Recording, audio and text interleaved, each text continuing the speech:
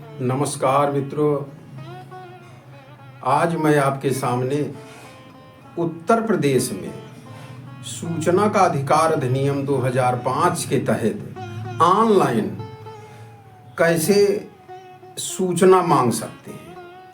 आप जानते हैं कि इस अधिनियम के तहत हम सीधे भ्रष्टाचार, लापरवाही आदि पर वार कर सकते हैं और यह अब अधिकार सामान्य आदमी को मिल गया है। सूचना के तहत हम किसी भी विभाग की जवाबदेही के साथ उनसे उनके संबंध में उनके द्वारा किए गए कार्यों को पूछ सकते हैं और यह उनको नियमतः आपको संविधान के अनुसार बताना ही पड़ेगा।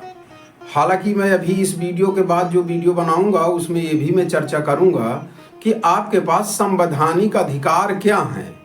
यदि आप सूचना मांगते हैं और सूचना अधिकारी लापरवाही करता है और सूचना नहीं देता है, समय से आपको उपलब्ध नहीं कराता, तो आप इसके प्रति कानूनी कार्रवाई क्या कर सकते हैं और यहाँ तक है कि उनके खिलाफ FIR भी हो सकती है।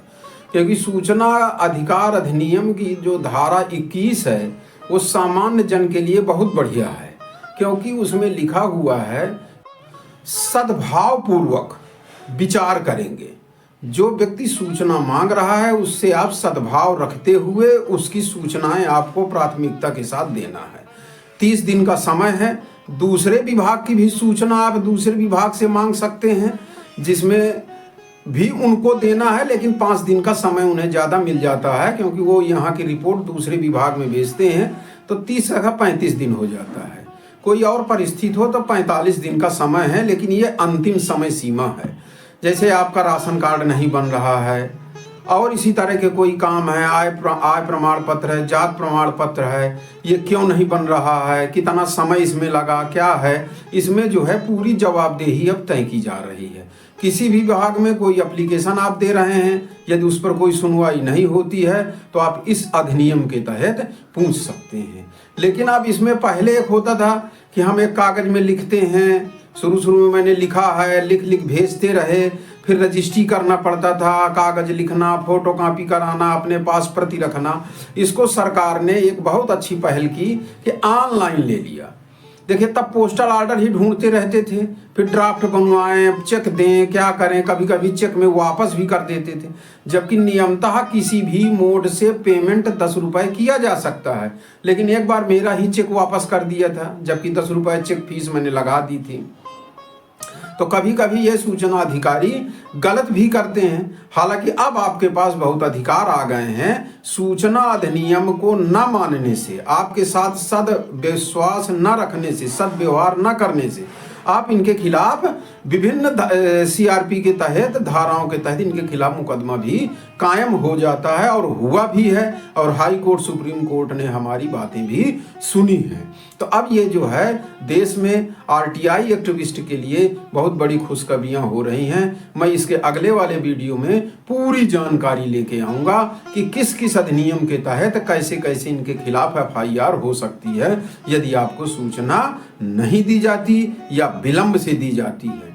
अब आपको द्वितीय अपील आदि करने की विशेष जरूरत नहीं रह गई है, क्योंकि यदि आपने द्वितीय अपील कर दिया तो फिर फंस जाना होता है। सीधे सीधे ये संविधान को न मानने, नियमों को न मानने, अपने उच्च अधिकारियों के आदेशों को न मानने के खिलाफ यही कार्रवाई हो जाती है और तुरंत इनके खिलाफ FIR दर्ज हो जाती हैं और हुई भी हैं। मैं ये भी उदाहरण सहित पूरी चीज आपको बताऊंगा। तो ये सरकार को बहुत बहुत धन्यवाद उन्होंने दिया है। अब हम देखते हैं कि किस तरह से हम ये फाइलिंग कर सकते हैं। मैं ऑनलाइन आपको अपने वेबसाइट पर लेके चलता हूँ, वहाँ ये देखेंगे।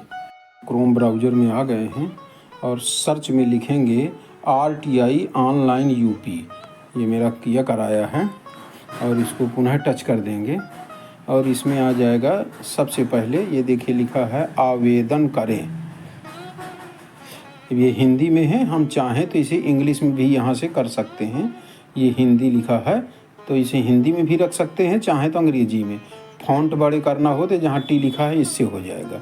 तो ये भी हमारी समस्या नहीं है। यहाँ पे मैंने उपयुक्त दिशा निर्देश पढ़ लिए हैं तो इसको टिक करना ही पड़ेगा, पढ़ें या ना पढ़ें, बगैर इसके आगे नहीं बढ़ना है।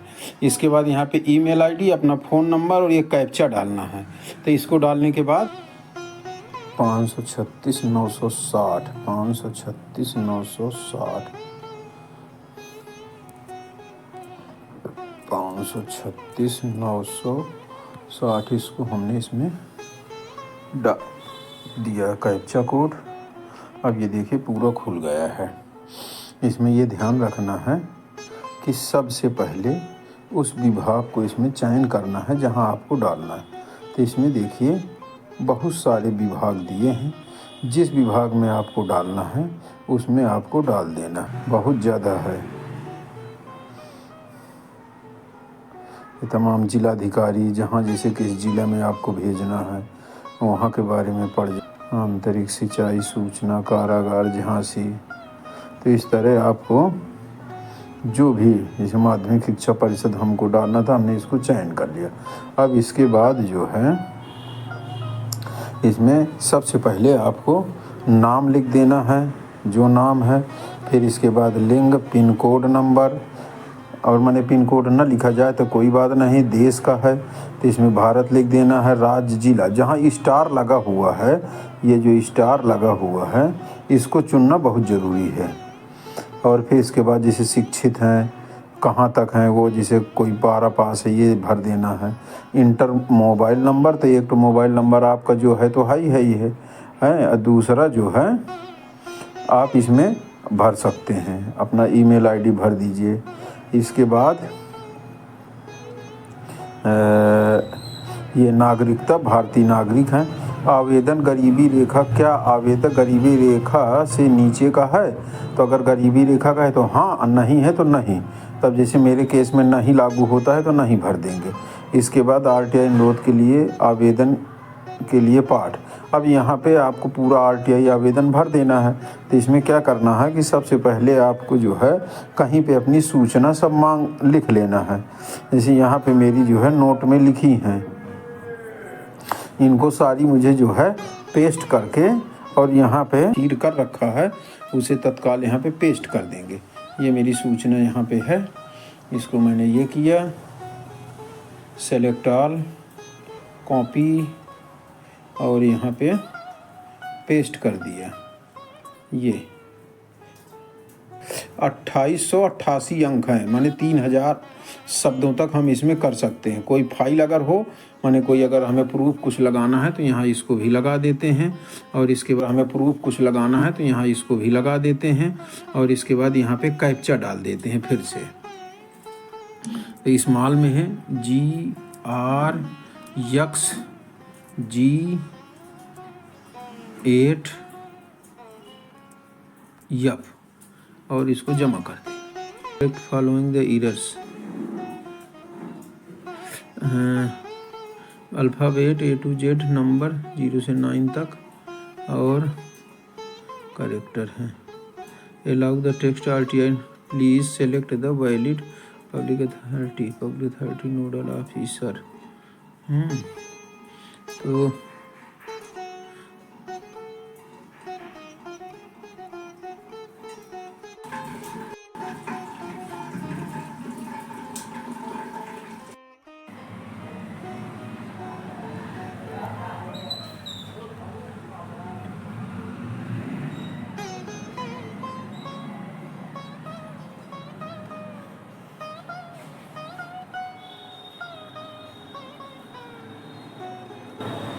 अब नेक्स्ट कर दें।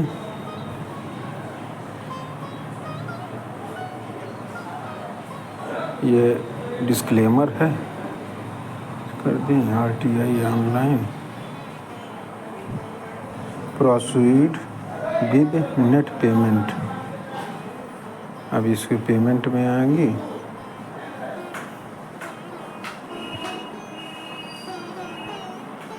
तो इसका सबसे सही माध्यम नेट बैंकिंग है। Other bank debit card, credit card, UPI, NEFT, RTGS, SBI branch.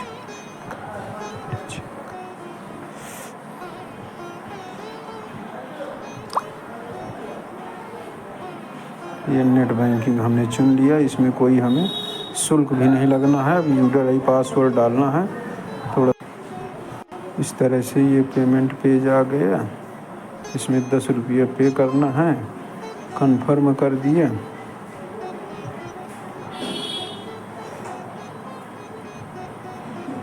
और ये देखिए कोड आ गया है। यहीं पे हमें डाल देना है 98 34 89 98 34 89।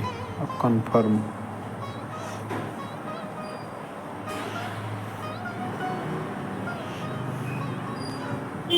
देखिए अब ये लगभग हमारा थोड़ा सा लोड ले रहा है।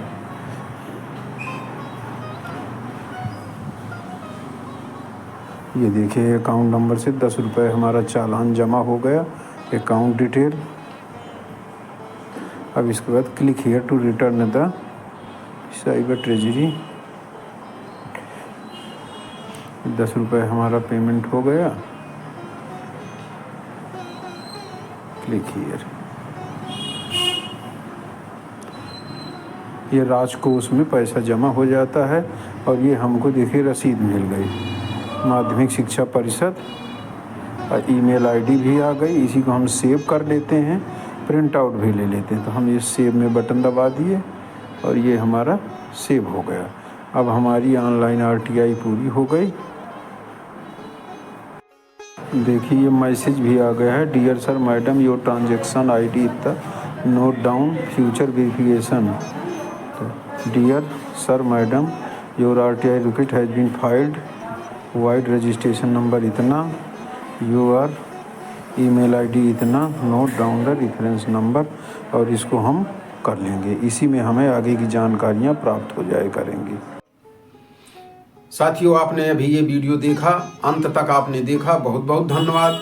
अब इसमें जो है हम इसी प्रक्रिया के तहत सूचना को ऑनलाइन फिल कर सकते हैं और अपने मोबाइल से ही करके हमने दिखाया है। और आप अपने मोबाइल से करके भेज दीजिए।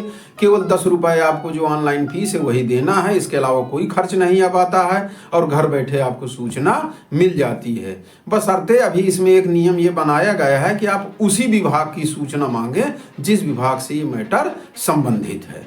दूसरा ये है कि इसमें जो कुछ कैरेक्टर हैं उन्हीं का इस्तेमाल करना है। अभी मैंने आपको दिखाया है, उसको आप ध्यान से देख लीजिएगा। जैसे प्रश्नवाचक चिन्ह, मैंने प्रश्नवाचक चिन्ह लगा दिया था तो उसको वो एक्सेप्ट नहीं कर रहा था, तो प्रश्नवाचक चिन्ह नहीं लगाए जाएंगे। और कुछ चिन्ह हैं, जैसे 2 ठो कामा ऊपर लगा दिया था मैंने, वो भी नहीं ले रहा था, वो भी इसमें नहीं दिया हुआ। तो जो इसमें चिन्ह अभी बने हुए हैं, रेड कलर से ऊपर लिखा था, उसी को आपको इस्तेमाल करना है। और अब आप हम सब तैयार हो जाएं भ्रष्टाचार से, अनाचार से इस देश को मुक्त करने के लिए। और आप भी भारत माँ के सपूत हैं जो ये देख रहे हैं। मैं जानता हूं कि कहीं ना कहीं न्याय के साथ लड़ने के लिए आप तैयार होना चाहते हैं, इसीलिए आप ये वीडियो तक आए हैं। तो आप भी कमर कस लीजिए और अंत तक इसकी लड़ाई लेके चलिए। पूरा सहयोग मैं भी करूंगा, समय समय में सारी वीडियो आपको भी डाल रहा हूं। और आप इसको सब्सक्राइब कर लीजिएगा चैनल, ताकि आपको समय से सारे वीडियो मिल सकें और आप क्रमबद्ध तरीके से आगे बढ़ जाएं और इन अधिकारियों से निर्भीक होकर हमें अपना काम कराना है। क्योंकि सारे पब्लिक डॉक्यूमेंट्स जो इनके पास हैं उन्हें पब्लिक डॉक्यूमेंट्स माना जाता है। हम इस देश के टैक्स पेयर हैं, हमारे पैसे से सबको वेतन मिलता है, तो अपने इस अधिकार को हमें समझते हुए उपयोग करना है। अंत तक वीडियो देखने के लिए बहुत बहुत धन्यवाद। यदि मेरा प्रयत्न आपको अच्छा लगा हो तो लाइक करके सब्सक्राइब अवश्य करिएगा। और अगर कोई प्रश्न बचा हो तो कमेंट में आप पूछ लीजिएगा। बस मैं यही वीडियो समाप्त करता हूँ, बहुत लंबा न हो जाए। नमस्कार।